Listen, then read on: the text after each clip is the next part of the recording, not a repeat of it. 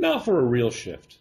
From musing about the whereabouts of Sarah Palin to a discussion I've been having and waiting all week to have. As background, the Icelandic government made headlines last week with their attempt to ban violent online pornography.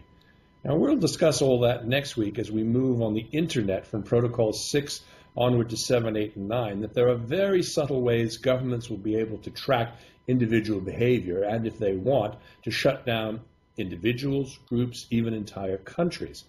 But there's an aspect of this I really want to take a look at. Joining us on Worldview is a woman I had an interesting exchange with on Twitter. She tweeted to me that government behavior in some respects made her think that she would choose bondage and perhaps even rape over some of the things politicians and systems do to us. When I questioned her, we got into a very interesting discussion that went over several tweets about sex, pornography, and power. Now, her name in 140 characters or less is M. Clarissa on Twitter, or Mistress Clarissa, and she's a professional dominatrix, multimedia medium artist, as well as the creator of something called the Dominist Manifesto, and that's spelled all caps D-O-M-M-E and then UNIST, U-N-I-S-T. Mistress Clarissa, welcome to Worldview. Thank you for having me. Now, I'm going to certainly struggle here to avoid any double entendres in the questions I ask, and beg your forgiveness before I start. In reviewing the many web pages you sent over, one caught my attention. You wrote an article stating that porn is feminist, and you were tired of the so-called faux feminists claiming porn hurts and degrades. And it certainly begs the question, how does it not? Okay, how does it not? Yeah, how does it not? I'm interested in your perspective. Sure. Well, it's saying that we all have to experience sexuality and what turns us on in one way. Society in the world is always working on us on many levels. What society says we're supposed to do, as women, we're supposed to be one way. They love the soccer moms, they love the very vanilla. And we have a society that is misogynist. And depending where you are on the globe, some more than others. But throughout history, we've been forced under thumb to be somebody else's ideal. And so we use that in our own sexuality. It plays. So some women have a desire to be submissive in the bedroom, and that does not necessarily mean outside the bedroom, but inside. They have internalized society and made it work for them so that it's not an evil thing anymore. It's now taken and twisted around into an artistic sexual art form.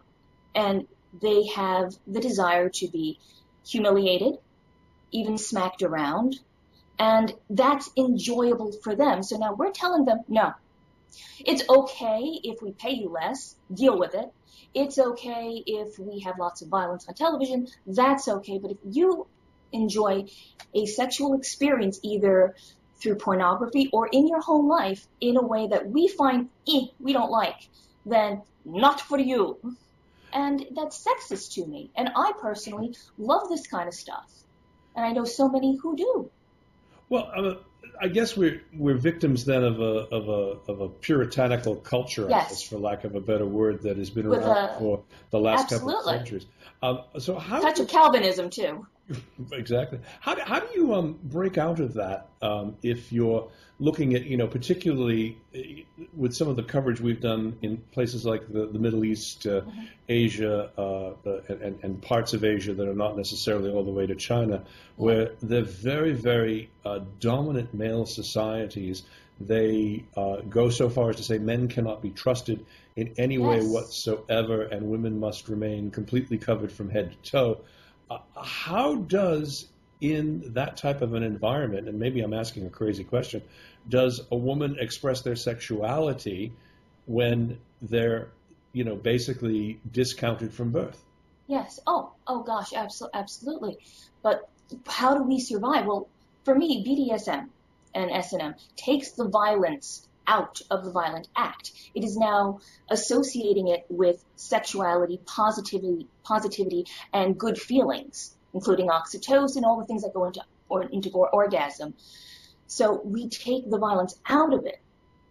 And when we do that, it empowers ourselves. So how do we expect women who are on a constant daily basis told, you're chattel, you're nothing? Well, we're going to, as humans who want to thrive, and we are programmed for sexuality and communications, how do we take that and make this life affirming for us? How do we adapt? Because that's what it's really about. It's about adaptation. So these women all around the world, by the way, are taking that into themselves, and we have so much of that. So now we are sort of crossing those wires of sexuality and that type of struggle. Mm-hmm. And now we have that desire to be underfoot in the sexual context, and it's taking the violence out of it. We're embracing, going, how bad can it be if now that turns me on? Yeah. What power do you have if saying you're going to hit me is a turn on? It's empowering to us. It's taking away the weapon of sexism, the weapon of cruelty, the weapon of physical punishment. And how does that work from the perspective of, I understand what you're talking about from a woman's perspective. Now, obviously, with the relationship that some men have with the need for being dominated or working with a professional dominatrix such as yourself, where do those two lines cross in terms of a woman's need and a man's need? Where do they cross? Yeah, for example, is it the same sort of an experience for a man who needs to feel submissive at that particular point in time? I'm trying to understand what it is that motivates someone to use your services, I guess is the question. Well, services, symbiosis. Everything to me is symbiosis. So depending on who you are in this environment, in this world, you could, yes, absolutely feel that I need to be submissive to a woman. Especially when you have a culture of Wonder Woman. Speak with that. By the way, Google the creator of Wonder Woman. See what you find. He was involved in a polyamorous, very pro-woman relationship. That's what I read your articles that you sent across, so that is one that I do remember. Absolutely. Yes. And it's fascinating though to see, how one is shaped by the environment in which they grow up, and how, in some respects, breaking free can be so difficult on one hand, yet it seems so rewarding on the other if you're truly able to step into who you really are. Oh, absolutely. It's self-determination. It's embracing your true self. And so we have all these wires crossing all the time, whether we're watching certain things as we grow up as children and watching people get wrapped up in a cord. And now later on as an adult, we associate that attractive woman or that attractive man had that happen to them while we were kids. It makes our brains go, sexuality starting to stir. What does that mean for me as an adult? Now I like bondage. Yeah. So there are all these different ways that we're coming into contact with things that we may not notice. And it's getting wrapped up in our sexuality, and it's forming these bonds.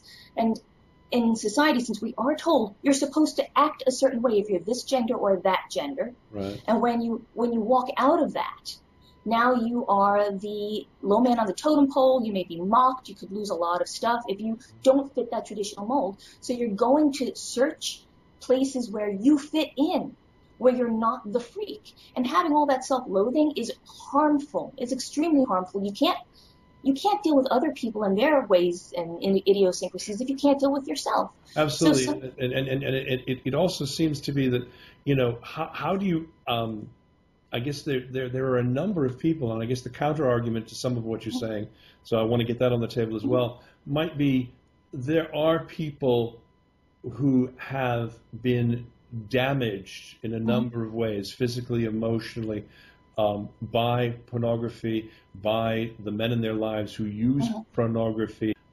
inappropriately to then dominate somebody who doesn't particularly want to be dominated in that way. I guess the question I'm trying to ask here is, how does one determine where the line is, particularly someone in your profession, because you're obviously very attuned to that. Where is the line? Safe, sane, and informed, consensual. We want the person who's behind the camera, in front of the camera, watching it, everybody to be informed consent. We don't want anybody who is underage. Remember, the human brain doesn't start to be completely developed until at least 18. So we want to leave anybody out who cannot make those decisions for themselves and have a greater understanding. So we only want adults. We do not want anybody who doesn't want to be part of it to be a part of it. And it's choice. It's absolutely choice. Informed consent. You cannot consent to anything you have not been informed about. So we're never going to say, oh, child pornography is fantastic. It's not. That's good to hear. I mean, because because I think some people watching might have formed an opinion, and I want that. This is part of the reason why I wanted to have a discussion so that people could have an understanding, because I think part of what hurts us so much is what sets us apart. You talk a lot about symbiosis, and I have to say that there was one clip that you sent over about the nylon stockings that was an absolutely fantastic metaphor for how interconnected everything is, and at the same time was incredibly sensual. So I applaud you for that, for being able to take a message like that of how, and I see this in your tweets and I see this in your writing, and that's part of the reason why I really wanted to have this discussion, because it seems as though it's almost impossible these days to have an adult conversation about sexuality without people either falling very rigidly into one camp or the other. So I want to thank you for taking the time to join us today. What I wanted to know is if you could just let folks know, where is the best place to find more about Mistress Clarissa? Obviously, you're M. Clarissa on Twitter, but what are some of your websites where people could go to find more information? M. Clarissa on Tumblr, at Clarissa on Twitter. I will be speaking at Freedom to Connect next month. So I'm all over the place. So I'm a little bit everywhere. Also, you can go to my Drago, M. Clarissa on Drago, which has all my, not all, but a lot of information so people can do their own research. And here's the thing that we forget. All this, oh my God, pornography is evil. The studies don't bear it out. And the more access we have to it, the lower our crime rate goes, especially for rape.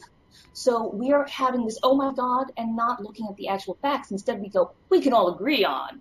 Some people say. But when you look at it, it's just not there. And they're even finding a cumulative effect on this type of pornography, so that when people are going to the extreme stuff, it's taking that flame out of them. They just want to have a snack afterwards and maybe take a nap instead of actually doing these things. So all this worry is for naught. We're actually becoming better humans. We forget our own history and how violent, rape-filled, especially child rape, it was filled with just 150 years ago all around the world. And we're becoming less violent. We should be celebrating who we are and understanding we're just evolving, and technology is integrated into that. Well, I'm sure we have sparked many an interesting conversation this evening, Mistress Clarissa. I want to thank you for joining us and wish you all the best in the future. Gratitude. Okay. Thank you for this opportunity. Thank you. Coming up next, we're going to take a look at what to expect in next week's show. You're watching Worldview with Dennis Campbell.